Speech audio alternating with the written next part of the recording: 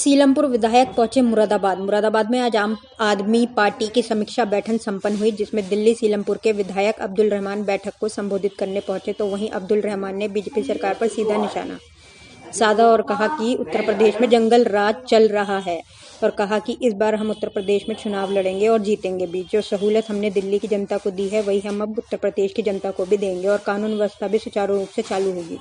उत्तर प्रदेश के अब आम आदमी पार्टी भी चुनाव लड़ेगी और सरकार बनाने का भी वादा किया गया है। आज आम आदमी पार्टी की समीक्षा बैठक आयोजित हुई है, जिसमें दिल्ली सीलमपुर के विधायक अब्दुल रहमान आए हैं और बीजेपी सरकार पर निशाना साधा हुए और कहा है कि इस सरकार में उत्तर प्रदेश में जंगल राज चल रहा है, कानून व्यवस्था बिल्कुल चौपट हो गई है। यहाँ किसको गिरफ्तार कर लिया जाए तो कुछ नहीं पता, जो बाहर निकला उसी को गिरफ्तार कर लिया जाता है।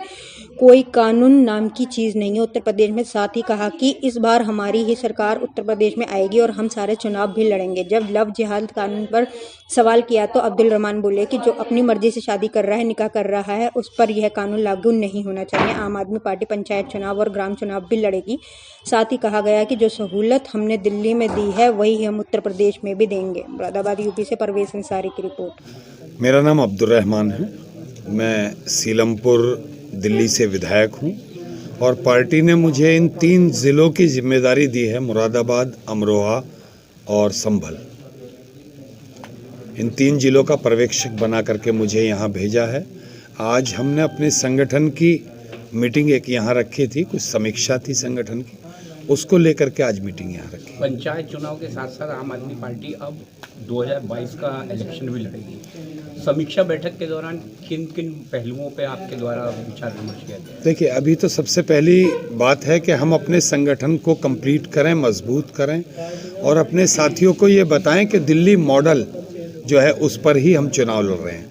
दिल्ली के अंदर हमारी सरकार बनने के बाद बिजली, पानी और शिक्षा, स्वास्थ्य, तमाम चीज़ें मुफ्त की गई। महिलाओं का सफ़र ले लो या बुज़ुर्गों की तीर्थ यात्रा ले लो, डोर स्टेप सर्विस ले लो, राशन का घरों तक पहुंचाना ले लो, तमाम वो सहूलतें जो एक आम आदमी को मिलनी चाहिए वो आम आदमी पार्टी की सरकार ने दिल्ली के अंदर दी हैं। और उसी तर्ज पर हम उत्तर प्रदेश का चुनाव लड़ेंगे कि जो सहूलतें हमने दिल्ली के अंदर दी हैं वो तमाम सहूलतें उत्तर प्रदेश के लोगों को भी मुहैया कराई जाएंगी। उससे पहले पंचायत चुनाव में क्या आपकी भागीदारी रहेगी उसमें? 100% हम चुनाव लड़ेंगे, पंचायत चुनाव भी लड़ेंगे, हम ग्राम सभा चुनाव भी लड़ेंगे। अच्छा, उत्तर प्रदेश एक बड़ा राज्य है। उत्तर प्रदेश के मुख्यमंत्री का एक बयान आया था कि जितनी दिल्ली की आबादी नहीं है उससे ज़्यादा उत्तर प्रदेश के प्राथमिक विद्यालयों में छात्रों की उपस्थिति है। इस पर क्या कहना चाहिए? देखिए, ये उनका मानना है। माननीय मोदी जी हैं, देश के प्रधानमंत्री हैं, 125 करोड़ लोगों की जिम्मेदारी है। तो एक जिम्मेदारी है उसका निर्वाह करना। जिम्मेदारी हमारे पास 2.25 करोड़ 2.5 करोड़ लोगों की है, तो हमने जिम्मेदारी के साथ उसको जिम्मेदारी को निभाया है और इंशाल्लाह जब ये जिम्मेदारी यहाँ के लोग देंगे तो हम इसको भी पूरी तरह निभा कर दिखाएंगे। आपको पश्चिमी उत्तर प्रदेश के 3 मुख्य जनपदों का प्रभार दिया गया है। क्या मानते हैं, कहाँ तैयारी होनी चाहिए और अब तक क्या कर रहे हैं? देखिए, मैं तो पहली बार ही यहाँ अभी आया हूँ। आज इसी पर समीक्षा थी और इंशाल्लाह मेरा मानना यह है कि तीनों ही ज़िले में बहुत ही मजबूती के साथ और बहुत तेज़ी के साथ हमारा संगठन आगे बढ़ रहा है। लोगों में उत्सुकता है कि आम आदमी पार्टी यूपी के अंदर, उत्तर प्रदेश के अंदर आए, चुनाव लड़े, कामयाब हो और वो तमाम सहूलियात जो दिल्ली के लोगों को मिलती हैं वो उत्तर प्रदेश के लोगों को भी मिलें। ऐसा मैंने देखा है कि लोगों से मैं जितना मिला हूँ, लोगों में एक उत्सुकता है कि आम आदमी पार्टी उत्तर प्रदेश के अंदर आकर के चुनाव लड़े और हम उसे जिताएं और वो तमाम सहूलियात हम ले सकें जो दिल्ली के लोग ले रहे हैं। विधायक जी, कुछ चुनाव हुआ है कुछ अभी तक कि कुछ लोग कौन लड़ेंगे अभी तक आपने? नहीं, ये लिस्ट फाइनल तो नहीं हुई है कि कौन कौन चुनाव लड़ेंगे, लेकिन बहुत लोगों की लंबी फहरिस्त हमारे पास है जो चुनाव लड़ना चाहते हैं। अब वो पार्टी का शीर्ष नेतृत्व तय करेगा कि मतलब किन किन लोगों को चुनाव में उतारना है। पार्टी से लोग आ रहे हैं क्या चुनाव में? हाँ, सपा, बसपा, यहाँ तक के कांग्रेस के बहुत लोग और कई लोग हमारे पास ऐसे भी हैं जो मतलब सत्ताधारी पार्टी को छोड़ करके हमारे साथ टिकट मिल पाएगा उन लोगों को? देखिए, टिकट की तो मैंने आपको भी बताया कि टिकट के लिए कई चीज़ें देखनी होती हैं। पार्टी का शीर्ष नेतृत्व ये तय करेगा बैठ करके कि टिकट के लिए सारी चीज़ें किसमें हैं और सारी खूबियाँ किसके अंदर शामिल है, कौन चुनाव लड़ पाएगा, किसको चुनाव लड़ाना है। क्या मुद्दे लेके आप यहाँ पर आए?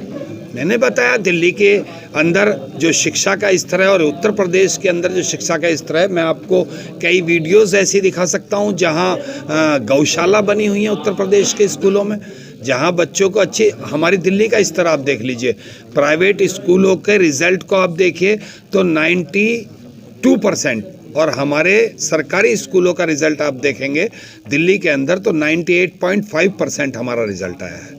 तो दिल्ली के सरकारी स्कूल जिस तरह के हैं हम उत्तर प्रदेश के वैसे ही बनाएंगे।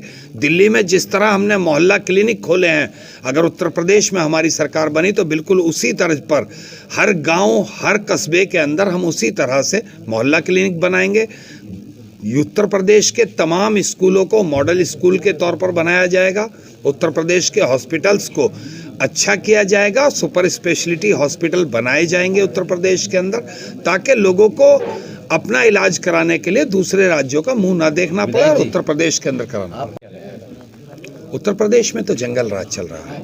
यहाँ तो बहुत सारे मामले ऐसे हैं जो झूठे होते हैं और दर्ज किए जाते हैं। यहाँ तो क्या है, यहाँ के राज्य में अभी मुझे पता नहीं, मैं बाहर निकलूंगा मुझे अरेस्ट कर लिया जाए, कौन आता है किसको अरेस्ट कर लिया जाता है। यहाँ कोई कानून व्यवस्था नाम की चीज़ नहीं है उत्तर प्रदेश के अंदर। यहाँ जो चल रहा है वो आप सबसे छुपा नहीं है।